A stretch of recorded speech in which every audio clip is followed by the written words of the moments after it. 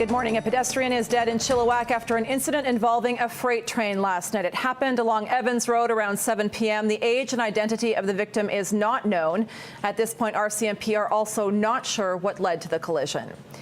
An area of East Vancouver was shut down for 3 hours overnight after a pedestrian was hit near Keith Drive and 6th Avenue. It happened before midnight. A large area was closed to traffic during that time. This appears to be the vehicle involved. The condition of the victim is unknown. It is also unclear what led to the collision. A man considered a high-risk sex offender is free and plans on making Surrey his home. People in the city are being warned about James William Conway. The 40-year-old has a long criminal record, including sex offenses against girls. Corrections believes Conway is a high risk to reoffend. He is 6'4", 275 pounds, with brown hair and blue eyes. A similar warning in Abbotsford. Police there are concerned about Kenneth Courtney Breckenridge. The 49-year-old is now living in the area. He has a long history of assault, especially against domestic partners. Breckenridge is 6'1" and 175 pounds with brown hair. A Surrey man remains behind bars in the U.S. accused of trying to meet with a young girl for sex. Kelly Mahal appeared in court for a second time in Seattle yesterday. The judge has ordered him detained because there's no sure way for authorities to monitor him by GPS if he's returned to Canada. Mahal is accused of pursuing a 12-year-old for sex on the internet. The person he was communicating with was actually a Homeland Security agent. Mahal, who coaches boys soccer in Surrey, will be back in court next week. CP Rail will resume clearing work along the controversial Arbutus corridor starting today. Reporter Greg Harper joins us live from Vancouver with more. Greg?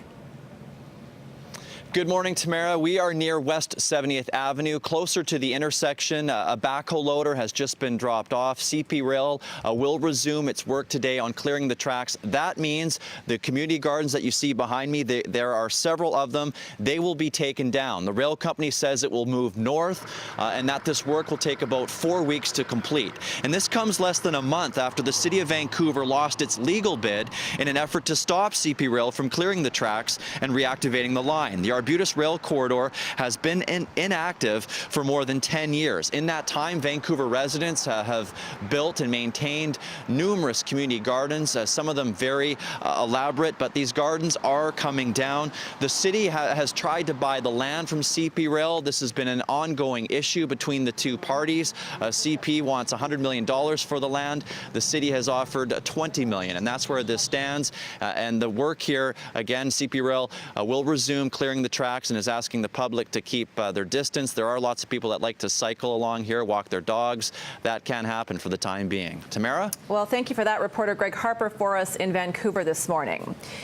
Provincial politicians will return to Victoria today for the start of a 12-week legislative session.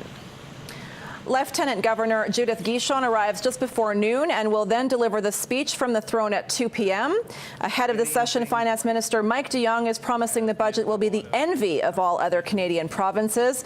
But the opposition NDP predicts a budget that will pinch away funds from taxpayers through hikes in premiums and fees. Well, if you checked your job email over the Family Day long weekend, you weren't alone. Canadians are checking in outside of work more often these days. An Angus Reid poll has found 40% of Canadians check work emails on their own time. 30% take the time to respond with their own messages, phone calls, or texts. Survey respondents say they don't have a big problem with the off-the-clock check-ins, believing it's a sign of the times and technology. As more Canadians are employed by the tech sector, the creative sector, the knowledge sector, that's going to intensify. You know, in this province, we hear a lot about bringing back the trades and bringing back resource sector jobs. It's going to be interesting to see how those jobs are, how tech reliant those jobs are going to be, you know, in the long term. 40% believe technology like computers and smartphones have led to work, while 9% feel it actually reduces work time. Canadian poker star Daniel Negreanu puts the odds of Las Vegas getting an NHL team at just over 92%. Starting today, it's up to fans to see if that actually happens. The goal of the Vegas Wants Hockey season ticket drive is to get at least 10,000 full season deposits to show significant fan interest in an NHL expansion team. Commissioner Gary Bettman is expected to be in Vegas today. The last NHL season ticket drive came in 2011 when True North purchased the Atlanta Thrashers. That initiative succeeded within an hour, and the Winnipeg Jets began play that fall. So is the NHL in Vegas a gamble? You can join that conversation on our Facebook page.